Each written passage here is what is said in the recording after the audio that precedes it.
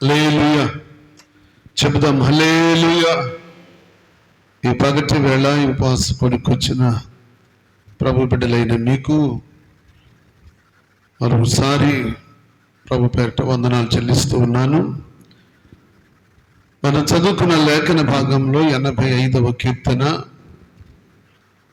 12-13 చరణాలు చదువుదాం. యెహోవా ఉత్తమమైన దానిని అనుగ్రహించును, మన భూమి దాని ఫలమునిచ్చును. నీతి ఆయనకు ముందు నడుచును, ఆయన అడుగు జాడలలో అది నడుచును. దేవునికి స్తోత్రం చెప్తాం. హల్లెలూయా చెప్దాం. హల్లెలూయా. ఆయన అడుగు జాడల్లో నడిచేది ఏంటి చెప్పండి? ఏంటి? నీతి. ఏంటది? నీతి మన దేవుని అడుగు జాడల్లో నడుస్తుంది. దేవుని స్తోత్రం. నీతి దేవుని అడుగు జాడల్లో నడుస్తుంది. హానోకు దేవుని అడుగు జాడల్లో నడిచాడు. హానోకు దేవునితో నడిచాడు. నోవాహు దేవునితో నడిచాడు. కానీ ఇక్కడ మన వాక్యాన్ని చూస్తే నీతి చెప్పండి ఏంటది? నీతి మన దేవుని అడుగు జాడలను నడుస్తుంది. దేవుని స్తోత్రం. హల్లెలూయా. నీతి దేవుని అడుగు జాడలను నడుస్తూ ఉంటే నీతి కలిగిన ఆయన పిల్లలు ఎలాగూ నడవాలి, అది ఈరోజు పగటి వేళ పరిశుద్ధాత్మ దేవుడు మనతో మాట్లాడేది. నీతి అంటే ఎవరు? దేవుడే. నీతిమంతుడు దేవుడే. ఆయన పిల్లలు ఎవరు? నీతిమంతులు కనుక నీతిమంతులైన పిల్లలు చెప్పండి ఏం చేయాలి? ఆయన అడుగు జాడల్లో నడవాలి. ఆయనను వెంబడించే వారిగా ఉండాలి. ఆయనతో నడిచేవారిగా ఉండాలి. ఆయన అడుగు జాడలను వెంబడించేవారిగా ఉండాలి. ఆయన చిత్తములో బ్రతికేవారిగా ఉండాలి. ఎవరు వాళ్ళు? నీతిమంతులైన పిల్లలు. దేవుని పిల్లలు నీతిలో బ్రతికే బిడ్డలు, విశ్వాసములో బ్రతికే బిడ్డలు, దేవుణ్ణి వెంబడించే విషయంలో దేవుని పిల్లలు ఎలాగుండాలి అని వాక్యం ఈరోజు మనతో మాట్లాడుతుందంటే ఆయన అడుగు జాడలను వెంబడించాలి. ఆయన ఎక్కడ నడుస్తున్నాడు?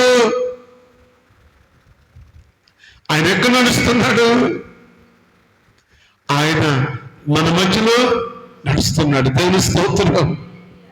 ఆయన మందిరాన్ని మన మధ్యలో ఉంచి ఆయన మన మధ్యలో నడుస్తున్నాడు. ఆయన మన మధ్యలో నడుస్తుంటే మనం కూడా ఏం చేయాలి? ఆయనను వెంబడించాలి. నీతే ఆయనను వెంబడిస్తే ఆయన పిల్లలు నీతిమంతులుగా బ్రతికే వాళ్ళు ఆయనను వెంబడించాలి. ఎందుకో తెలుసా? ఆయన మన మధ్యలో నడుస్తున్న దేవుడు. ఆయన నడుస్తూ ఉంటే మనం కూడా ఆయన రికమాలు నడుస్తూ ఉండాలి. దేవుని స్తోత్రం. మోషే దేవుని ప్రత్యక్షత రాకపోతే, మోషే దేవుని సన్నిధి వారి మధ్యకు రాకపోతే మోషే అక్కడి నుంచి లేచి వెళ్ళేవాడు కాదు. ఇశ్రాయేలు ప్రజలు అక్కడి నుంచి కదిలేవారు కాదు. దేవుని సన్నిధి రావాలి, దేవుని ప్రత్యక్షత రావాలి, ఆయన మేఘము రావాలి. మేఘములో ఉండి దేవుడు మోషే గారితో మాట్లాడాలి. ఆయన నడుస్తూ ఉంటే అప్పుడు మోషే ఆయనను వెంబడించేవాడు. దేవుని స్తోత్రం. అప్పుడు ఇశ్రాయేలు ప్రజలందరూ లక్షలాది మంది ప్రజలు మోషేను వెంబడిస్తూ సాగి వెళ్ళేవారు. దేవునికి స్తోత్రం. హల్లెలూయా.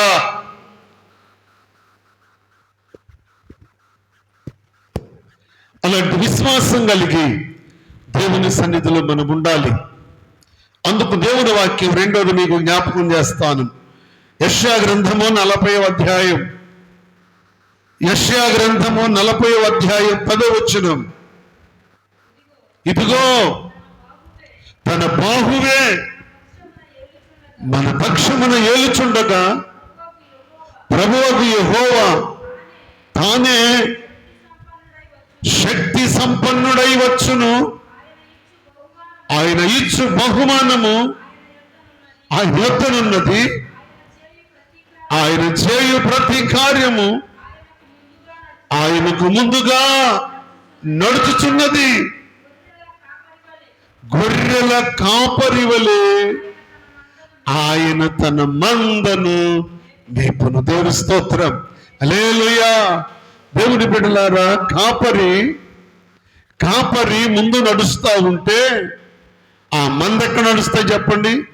కాపరి అడుగు జాడలను వెంపడిస్తుంది. కాపరి నడుస్తూ ఉంటే కాపరి దుడ్డు కర్రయు దండమును చేతబట్టుకుని కాపరి నడుస్తూ ఉంటే మంద కాపరి వెంటే నడుస్తాయి. ఏమందయి చెప్పండి? ఏమందయి? భక్తి కలిగినయా, భక్తి లేనియా? విశ్వాసం కలిగినయా, విశ్వాసంతో ఉన్నాయా? విశ్వాసము కలిగిన గొర్రెలు, నాయకుడిని వెంబడించే గొర్రెలు, కాపరి వెంట నడిచే గొర్రెలు, కాపరి స్వరం వినే గొర్రెలు, కాపరి వెంట నడిచే గొర్రెలు కాపరి వెంట నడిస్తే ఆయనంట వాటిని ఏం చేస్తాడంట? ఎలాగ మేపుతాడు? ఆయన మందను మేపుతాడు. ఎక్కడ? పచ్చిక బయళ్ళలో మేపుతాడు. బలమైన ఆహారముతో మేపుతాడు. ఆయన తన బాహువుతో తన గొర్రె పిల్లలను కూర్చి రొమ్ము నానించుకుని మోస్తాడు. దేవుని స్తోత్రం, హల్లెలూయా. ఆయన బాహువు చాపి బిడ్డలారా ఆ గొర్రె పిల్లలను తన రొమ్ము నానించుకుని, ఎంత ప్రేమ, ఎంత ప్రేమ. అందుకే కాపరి యోహాను సువార్తలు అంటాడు, నా గొర్రెలు నా స్వరము వినును, అవి నన్ను వెంబడించును. దేవుని స్తోత్రం. ఎప్పుడు నిత్యము వెంబడించును అని రాయబడి ఉంది. కాపరి నడుస్తూ ఉంటే మంద కాపరి వెంటే నడవాలి. కాపరి అడుగు జాడల్లో నడవాలి. విశ్వాసము కలిగిన బిడ్డలు, భక్తి కలిగిన బిడ్డలు, నీతిని అనుసరించి నడుస్తున్న బిడ్డలు, నీతిలో బ్రతుకుతున్న బిడ్డలు, నీతిమంతుడైన దేవుని పోలి బ్రతుకుతున్న బిడ్డలు, నీతిమంతుడైన దేవుని అడుగుజాడలను వెంబడించాలి. దేవుని స్తోత్రం, హల్లెలూయా. ఆయన తన మందను ఆయన ముందు నడుస్తూ ఉంటే ఆ మంద ఆయనను వెంబడిస్తాయి. ఆయన అడుగుజాడలనే వెంబడిస్తాయి. కుడికి గాని ఎడమకు గాని తొలగిపోవు. స్తోత్రం చెప్పండి. కాపరి వెళుతూ ఉంటే ఈ మంద, తప్పి కలిగిన మంద, ఆకలి కలిగిన మంద కాపరి వెంటే నడుస్తాయి. నా యజమానుడు తీసుకుని వెళ్ళి పచ్చిక బయలులో నన్ను మేపుతాడు, పర్వత శిఖరం మీద నన్ను మేపుతాడు, మేత కలిగిన స్థలములో నన్ను మేపుతాడు, సంతృప్తి కలిగిన స్థలములో ఉంచుతాడు. అవును బిడ్డలారా, కాపరిని వెంబడించి గొర్రెలమై ఉండాలి. దేవుని స్తోత్రం, హల్లెలూయా. ఆయన అడుగు జాడలను వెంబడించే వారిగా ఉండాలి. మూడో మాట మీకు చెప్తాను. 97వ కీర్తన 3వ చరణం. 97వ కీర్తన 3వ చరణం.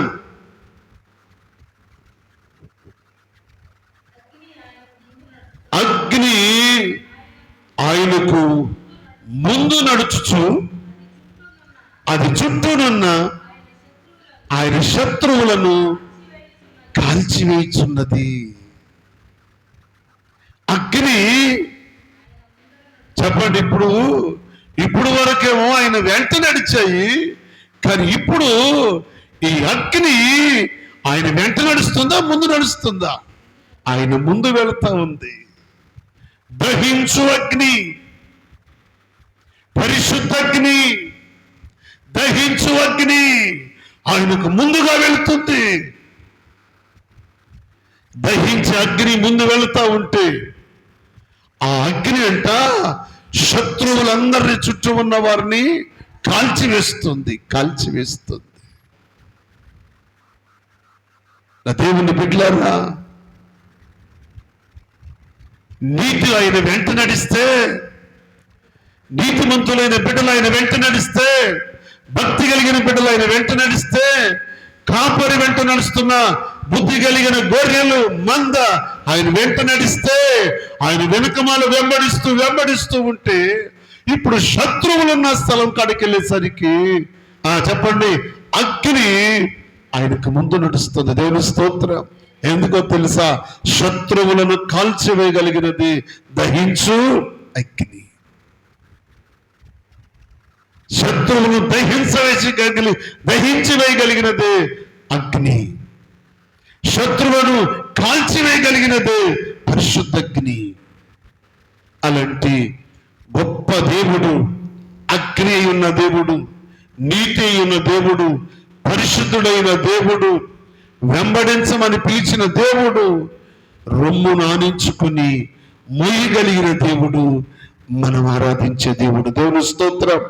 అలాంటి గొప్ప దేవుడు ఏ పరిస్థితుల్లోనైనా సరే ఆయన పిల్లలకు ఆయన మాదిరి చూపిస్తాడు. బిడ్డలారా, కొండలు కలిగిన ప్రాంతంలోకి వెళితే ప్రాకారములను పడగొట్టువాడు వారికి ముందు నడుస్తాడు. ప్రాకారాలు ఉన్నాయనుకో, నీ ముందు నువ్వు దాటలేని పరిస్థితులు ఉన్నాయనుకో, బండరాళ్ళు ఉన్నాయనుకో, కొండరాళ్ళు ఉన్నాయనుకో, నువ్వు దాటలేని వెళ్ళలేని ప్రదేశాలు ఉంటే నీకు ముందు ఆయన నడిచి ప్రాకారములన్నిటినీ పడగొట్టి మనకు మార్గాన్ని సరళం చేస్తాడు. దేవుని స్తోత్రం.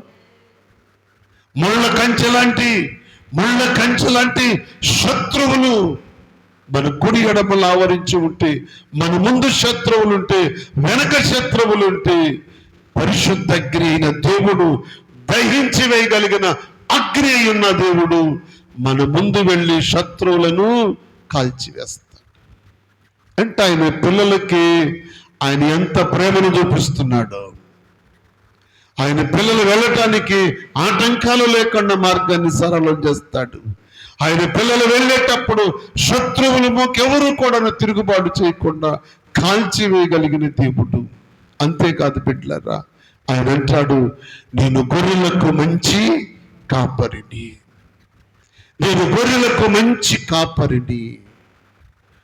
మంచి గొర్రెలు కాదు కానీ గొర్రెలకు మంచి కాపరి.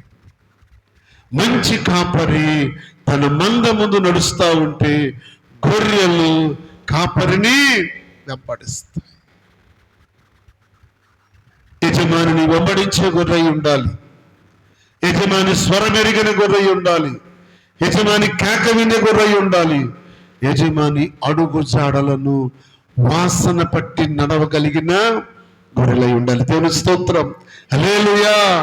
చూస్తారా బిడ్డలారా, యజమాని యొక్క అడుగు జాడలను ఆ గొర్రె ఏం చేస్తుంది? వాసన పడుతుంది.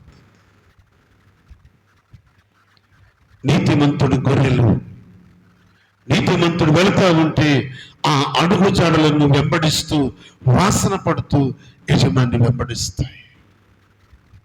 అలాంటి విశ్వాసము కలిగిన గొర్రెలుగా, ఆత్మీయ బిడ్డలుగా, దేవుని వెంబడించే బిడ్డలుగా, నీతిని అనుసరించే బిడ్డలుగా, ఆయన కొరకు మంచి సాక్షి అయిన బిడ్డలుగా మనం ఉండాలని ప్రభు ఆశపడుతున్నాడు. అవును, దేవుడు మనకు మంచి ఈవులను ఇస్తాడు. ఆయనను వెంబడిస్తే, ఆయన అడుగు జాడలో నడిస్తే ఆయన మనకు ఎలాంటి ఇస్తాడో తెలుసా? చెప్పండి, ఎలాంటి అంట? ఉత్తమమైన వాటిని ఏమిస్తాడంట? ఉత్తమమైన వాటిని దేవుడు మనకు ఇస్తాడు. దేవుని స్తోత్రం. ఉత్తమమైనది, నీకు అరకొరగా ఉన్నది కూడా అయినా నీ ఆలోచన ఎరిగిన దేవుడు, నీ తలం పెరిగిన దేవుడు, నీ మనసు ఎరిగిన దేవుడు. నువ్వేదో కాంక్ష కలిగి ప్రభువా నాకు ఇది కావాలి, నాకు ఇది కావాలి, నాకు ఇది కావాలని ప్రార్థన చేస్తే ప్రభు ఏమంటాడో తెలుసా? అదే కాదు, నువ్వు అడిగింది ఇదే కదా, నా దృష్టిలో ఇది కొంచెమే, ఇదిగో నేను విస్తారమైనవి నీకు ఇస్తాను. దేవుని స్తోత్రం. దావీదు మహారాజు ఏమన్నాడు? దావీదు ఏమన్నాడు? అయ్యా, సౌలు రాజుకు అల్లుండవ్వాలనే ఆశ నాకు ఉంది. ఎందుకు? గొల్యాతును చంపినోడికి నా కూతురునిచ్చి పెళ్లి చేస్తానని సౌలు రాజు చెప్తే దావీదుకు ఆశ కలిగిందంట. అబ్బా, ఇంతకు మించిన అవకాశం మరలా దొరకలేదు, ఎలాగైనా సరే దేవా నీ పక్షం కలిగి గొల్యాతును చంపి నేను రాజుకి ఏమవుతాను? నేను రాజుకి అల్లుండి అవుతాను ప్రభు. నేను అల్లుండి అవ్వాలి రాజుకి, నాకు కోరిక అదే. రాజుగారికి అల్లుండి అయితే చాలు. ఎందుకని? రాజుగారికి అల్లుడైతే రాజ్యం మీద అల్లుడికి కూడా కొంచెం అధికారం ఉంటుందని. దావీదు రాజు కల్లుండి అవుతాను, నేను గొల్యాతును చంపుతాను, శత్రువును చంపుతాను, ఇశ్రాయేలు ప్రజలకు కంటి మీద కునుకు లేకుండా రాత్రింబగళ్ళు వేధిస్తున్న వాడిని చంపి రాజు కళ్ళున్నాయి. దేవుడు అంటాడు, దావీదు ఓపిక పట్టు. ఏమన్నాడు? దావీదు ఓపిక పట్టు. రాజు కల్లుడు కాదు పిచ్చోడా, రాజు కల్లుడు అవటం కాదు పిచ్చోడా, రాజ్యానికి నిన్ను రాజును చేస్తా. తప్పుడు కూడా పడతాం. హల్లెలూయా. రాజు కల్లుడు అవటం కాదు పిచ్చోడా, రాజ్యానికి నిన్ను రాజుగా చేస్తా. కొంచెం ఓపిక పట్టు, కొంచెం ఓపిక పట్టు. ఒకసారి ఒక ఆమె ప్రార్థన చేస్తుందంట, ప్రభువా మంచిగా చదువుకుంది, ఉద్యోగం రావట్లేదు, మంచిగా చదువుకుంది, ఉద్యోగం రావట్లేదు, ఏం చేయాలి? ప్రార్థన చేస్తుంటే ప్రభువా నాకు ఏదో ఒక ఉద్యోగం అయ్యా, ఏదో ఒక ఉద్యోగం అయ్యా, ఏదో ఒక ఉద్యోగం అయ్యా అని ప్రార్థన చేస్తుందంట. ప్రార్థన చేస్తా ఉంటే దేవుడు ఒక రోజున, ఏమ్మా ఏంటి ఏదో ఒకటి అంటావు, ఏం ఉద్యోగం నేను, నీకేం ఉద్యోగం కావాలి అంటే, అయ్యా నేనేం చేయనయ్యా, ఇంత చదువుకుని ఇంత చేసి ఉద్యోగం లేకుండా బాధపడుతున్నాను ప్రభువా, ఏదన్నా ఒక అటెండర్ పోస్ట్ అన్నా ఇయ్యయ్యా. ఏమడిగింది? ఒక అటెండర్ పోస్ట్ అన్నా ఇయ్యయ్యా అంటే ప్రభు అన్నాడంట, అటెండర్ ఏంటి పిచ్చి మాకు, నీ కర్మ, అటెండర్ చేసే కర్మ అంటే నీకు, అటెండర్ కాదు నీకు ఎండిఓ ఉద్యోగం ఇస్తానన్నాడంట. దేవుని స్తోత్రం.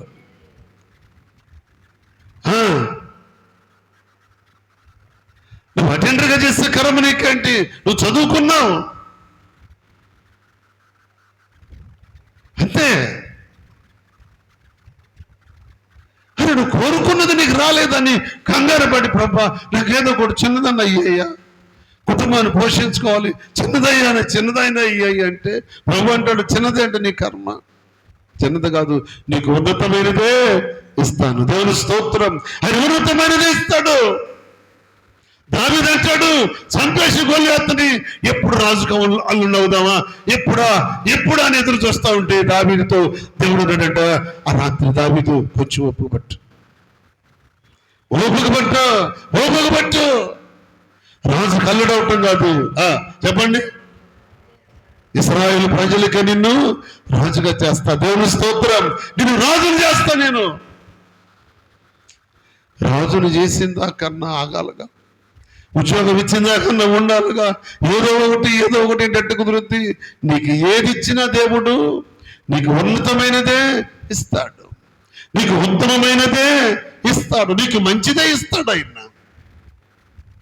దేవుని బిడ్డలారా, దేవుని సన్నిధిలో ఉంటున్న మనం, ఆయనను వెంబడిస్తున్న మనం నిజంగా కుడి ఎడమకు తొలగిపోకుండా నువ్వు మంచి గొర్రెవైతే, ఆయనను వెంబడించే గొర్రెవైతే, ఆయనతో నడిచే బిడ్డవైతే, ఆయన అడుగుజాడలు నడిచే బిడ్డవైతే, ఆయన మన మధ్యలో నడిచి వెళతా ఉంటే, ఆయనను వెంబడించే బిడ్డవైతే నీకు ఉత్తమమైన దానినే ఇస్తాడు. దేవుని స్తోత్రం. నీకు ఉన్నతమైనదే ఇస్తాడు. నువ్వు ఆయన వెంట నడవాలి. నువ్వు ఆయన వెంట నడవాలి. నీతి ఆయన అడుగుజాడలను నడిచింది. నీతి ఆయన అడుగుజాడల్లో నడిచినప్పుడు, హానోకు దేవునితో నడిచినప్పుడు, నోవాహు దేవునితో నడిచినప్పుడు, నీతిమంతుడుగా నీతిమంతురాలుగా ఉన్న నీవు నేను దేవుణ్ణి వెంబడించే స్థితిలో ఉంటే, ఆయన మన మధ్యలో నడుస్తుంటే, మనం ఆయనతో కూడా నడిస్తే ఆయన ఎత్తైన స్థలములు మనకు ఉన్నతమైన స్థితిని ఇస్తాడు. నువ్వు నడిచే స్థితి నీకు కావాలి, ఆయన వెంబడించే స్థితి నీకు కావాలి. అందుకే నా ప్రభు అన్నాడు, నా గొర్రెలు నా స్వరము వింటాయి, అవి నన్ను వెంబడిస్తాయి, నిత్యము నన్ను వెంబడిస్తాయి. నువ్వు నిత్యము దేవుని వెంబడించే బిడ్డవైతే నిన్ను శ్రేష్టమైన భూమిలో మంచి మేత కలిగిన స్థలములో అయినా మేపుతాడు. నువ్వు నిత్యమైన వెంబడించే బిడ్డవైతే ఎత్తైన స్థలంలో నీకు ఉన్నతమైన మేత ఆయన నీకు పెడతాడు. నిన్ను భుజింపనింపు చేస్తాడు, పచ్చిక మేళ్ళను పరుండ చేస్తాడు, మంచి శ్రేష్టమైన జలముల యొక్క నీకు మంచి నీళ్లు తాగిస్తాడు. బిడ్డలారా, ఆయన్ని వెంబడించే స్థితి మనకు కావాలి. అలాంటి స్థితి కలిగి ఉండాలి అంటే మొదటిది చెప్పండి, ఏం చేయాలి? ఆయనను వెంబడించాలి, ఆయన స్వరం వినాలి, ఆయన మాట వినాలి, ఆయన చెప్పింది మనము చెయ్యాలి.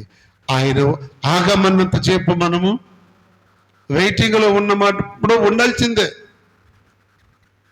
నువ్వు వెయిటింగ్లో ఉండంటే, వెయిటింగ్లో ఉంటూ నాకు ఇష్టం లేదు, ఏదో ఒకటి నా ముందెళ్ళిన వాళ్ళు ఏదో ఒకటి చేసుకుని వెళ్ళిపోతున్నారు, ఏదో ఒకటి సంపాదించుకుంటున్నారు, వెయిటింగ్లో ఎంత చెప్పుండను, వెయిటింగ్లో ఎంత చెప్పుండనంటే నువ్వు వెయిటింగ్లో ఉండు అంతే.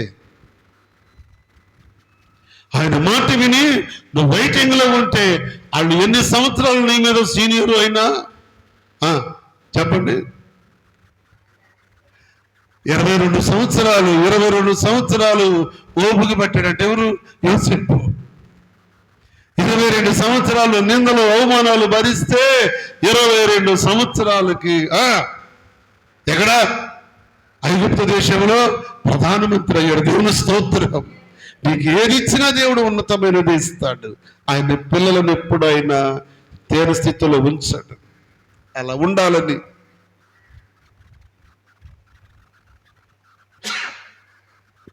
ప్రభు కొరకు నిత్యము వెంబడించే బిడ్డలుగా ఉండాలని పగటి వాళ్ళ జ్ఞాపకం చేస్తూ ఈ మాటలు ముగిస్తున్న దేవుడి వాక్యాన్ని మన కొరకై దీవించునుగాక.